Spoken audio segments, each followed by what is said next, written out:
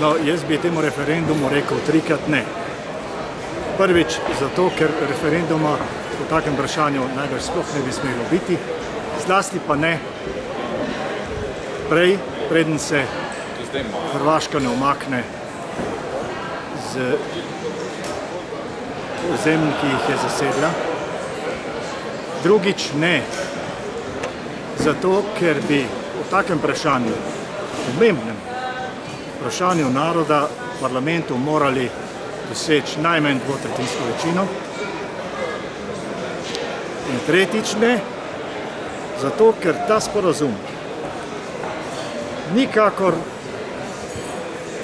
ne daje možnosti oziroma ni nobena garancija, da bomo imeli stik z odprtim morjem, kar je zgodovinska slovenska pravica in tudi eksistencialna zadeva države Slovenije.